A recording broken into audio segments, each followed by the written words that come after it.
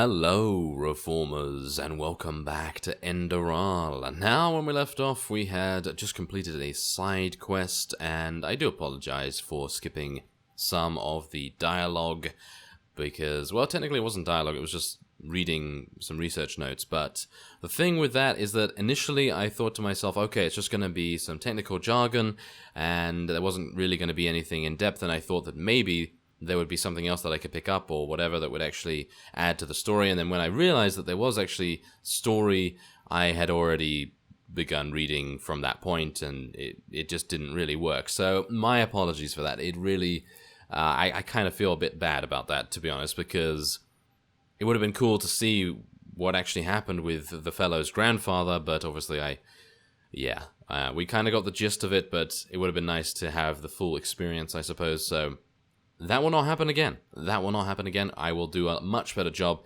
in taking a look at basically everything just to make sure that it's all good. And even if I have to cut away for that, I will do that. So yeah, I'm terribly sorry. So anyway, we are now back here in the Sun Temple, and Tealor Ranthiel has called for us. And so we are going to be seeing what they have to say. They have already begun speaking a little bit. So yes, forgive me if there's a little bit of dialogue that's missed. If we send spies and they get caught, Nehrim will see this as a provocation. Poor people. All they did was invade a foreign country, and look how ruthless we are, sending spies in order to find out why they're here. We should be ashamed. Save the sarcasm. We both know what I mean. You know my opinion, Tealor. I will consider it. You come at the right time, Prophet. Commander, explain the situation. Of course, Grandmaster. Yesterday, we received word from one of our outposts in Duneville. One of the fishermen there saw warships anchoring on an island some miles from shore. And they bear the Nehrimese flag. We have already sent scouts to confirm this, and it is true. The Nehrimese have invaded our land. But this is an act of war. Why would they do this? We have a suspicion. I suppose you know that the civil war in Nehrim has ended 2 months ago. And who won it? I don't know. Who? The combined forces of the Northern and the Middle Realm, led by Taranor Korek of Kabait. The Southern rebels and the remnants of the Creator's Temple have been destroyed, once and for all. Now Nehrim has been united under the banner of the Free People of Nehrim, how they like to call themselves, and this could be the reason for these warships. But why? Why should Nehrim risk another war after just having ended one? Because of this Korek. It is said that he helped Narathzul Aranthiel shortly before the Lightborn were slain. And while before that, he was an opportunist who changed his ideals as often as his underpants. It seems that his crusade with Narathzul converted him, so to speak. He has become a declared enemy of religion. He also thinks of the death of the gods as the first step of many. And now he sees it his task to rid Vin of religion once and for all. Free the world from the scourge of faith. These are his words. Though it is worth mentioning that his understanding of freeing includes mass executions and the burning down of temples. He's a fanatic, and worse, his men worship him for it. What he wants is to found a new world, and his free people of Nehrim are supposed to be vanguard of it.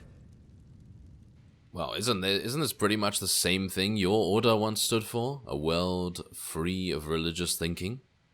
Well, with the small but subtle difference that it was Narazul's vision to restore the human right of self-determination, and not to obliterate every kind of superstition or spirituality. It is plain stupid to believe a way of thinking can be beaten out of someone's head with just enough violence. The only thing that does is radicalize. Though a world without religion would be a better one, that's without doubt. Nonsense. The people need a higher power that guides them. You can see what chaos the death of the Lightborn brought on the world, and without your orders doing, all this would never have happened. Of course. Where were we? Well, what else is there to know about this Taranor Korek? Not much. Or... yes, there is. He's a narcissist. I was surprised to hear that the banners of his free people aren't ornamented with a picture of his and an inscription saying, "Praise me." Oh, and let me guess, you suspect that Korek is here because the Enderalians still believe the gods are alive, correct? Correct. What Korek doesn't understand is that we're doing this to prevent a crisis. And simply telling the common people the truth is out of the question. Not before the High Ones have been stopped. The civil war on Kile, Nehrim, and Arazial shows what chaos such a revelation can cause. And we will not take this risk. And what if we explain our motivations to Korek? Maybe he can even help us fight the cycle. That is the problem. Pigast? We believe that Korek already knows about the cycle and the cleansing. And that he, how should I put it, wants it to happen. We are talking about something that could mean the end of all life, right? I'm afraid so. I know how strange this sounds, but in a way it makes sense. For him, Enderal as the home of the Holy Order is the epitome of ignorance and stagnation. And we suppose he even knows that we are fighting these High Ones. But in his eyes, everything a paragon of the old order tries to prevent from happening must be something good. Maybe he even sees the High Ones as prophets of his new era. Who knows? Fanatics are unpredictable. Right now, this is only an assumption, but we have to know.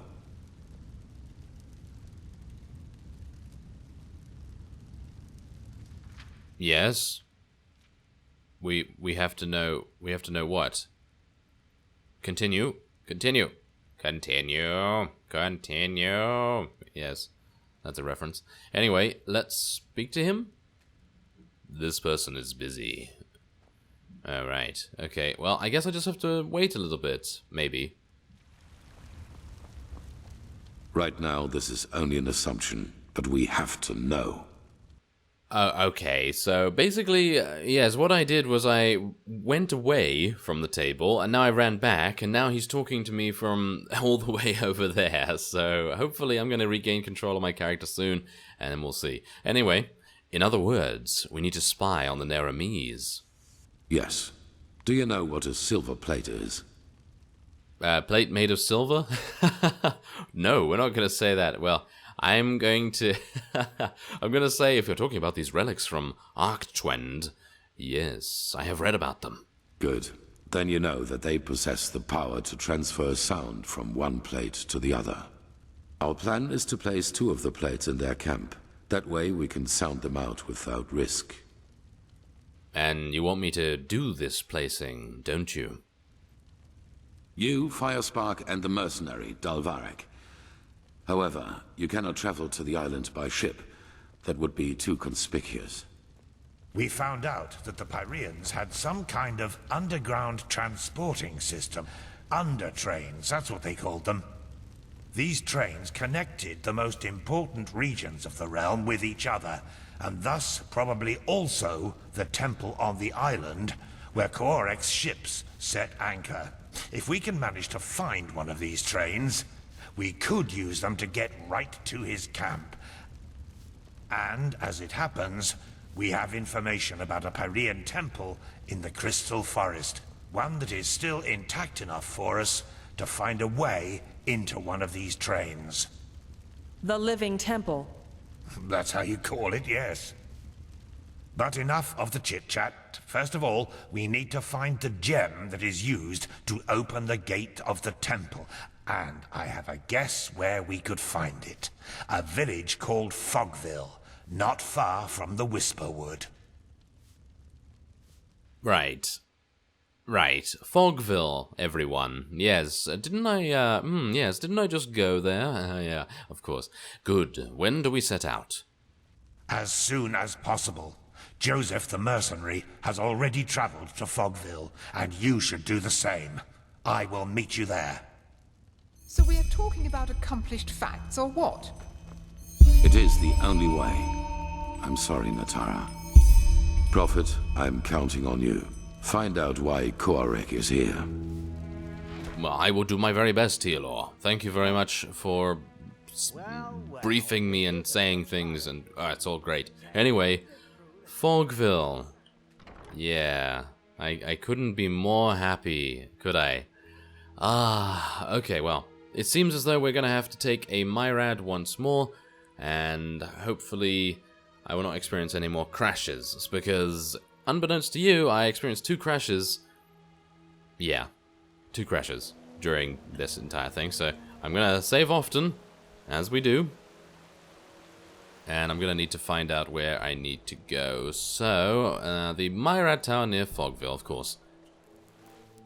Alright, so we have now arrived in Fogville. Didn't actually take that long, and, well, kind of did, but yeah, at least... Oh, they're already here. Fantastic. Okay, so I've summoned my elemental. He's off somewhere, I don't know where. Blasted blistering blazes! What the heck took you so long? We've been waiting for ages. But you only just... What matters now is that we find the gem that opens the temple doors. You two take care of that. I'll go ahead to the temple and inspect the gate. Any questions? No? Then beat it. It helps to know what something looks like if you're supposed to find it. At least that's what I've been told. I already told you that. A small red gem. If it's around here somewhere, and I'm quite certain it is, you should maybe search for it at the village treasury. Now get going. I'll see you at the temple. And lo and behold, from one crazy mission into the other. The living temple. Whew. I never thought I'd get to see it up close. I suggest you take a look at the town hall. I'll browse the rest of the village. Just call me if you find something. Alright, alright, Joseph. Yeah, that's perfectly fine. Joseph. I like Constantine as well. Okay, so I'm going to actually talk to him about Fogville's history. Do you know anything about this place? About Fogville? Yeah, quite a lot, actually. The story's always fascinated me. You haven't heard of it, I take it. What do you want to know? Well, what happened to it? All these siege weapons and the ships? It looks almost as if there had been a war here. Yeah, and that's about what happened. How can I say this without going beyond the scope? The short version, the villagers lost their minds. It all started when they officially renounced Malthus and the righteous path.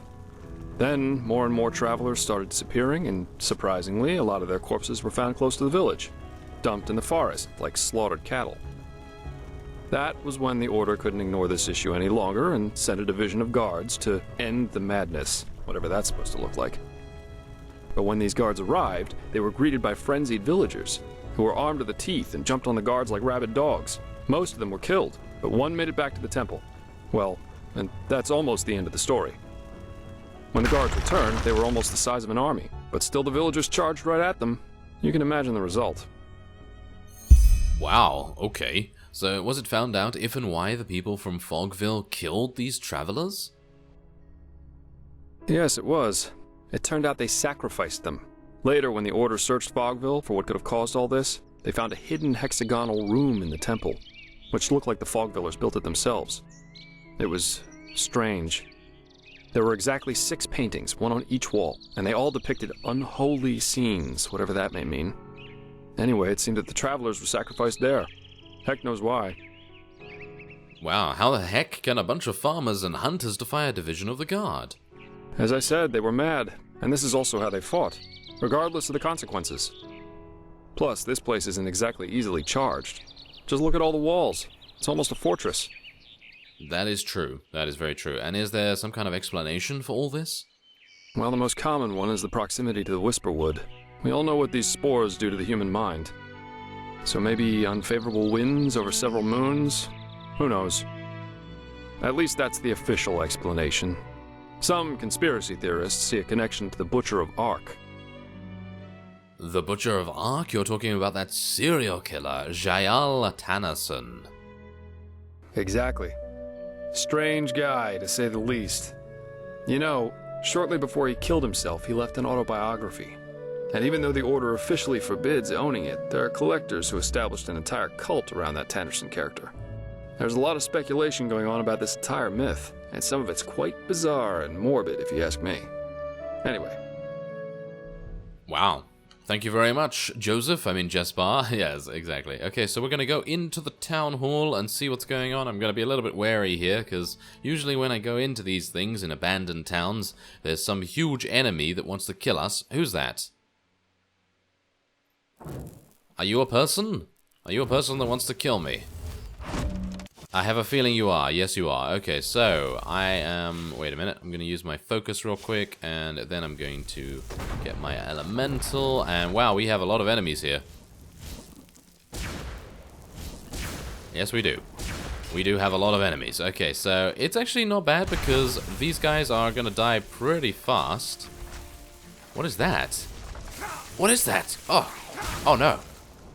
What is that? Okay, well, I've leveled up. I suppose that's good. But I'd very much like to see what that is. There seems to be a crystal of sorts attacking us, as you can see. Oh, okay. Okay, I actually don't know how to get around there, but... Alright, seems to be doing a lot of damage to our elemental right now, which is kind of sad. Gonna take some King Mead, and I thought there was a bed here. I thought I was gonna use it. Okay, so I am gonna run.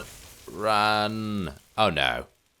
Okay, that's a master door. That's not very good. Okay, so I am having some issues here. We're having some issues. So let's take some crusty bread real quick. Okay, so what is that thing up there? Can I not? Nope, I cannot destroy it by the looks of things.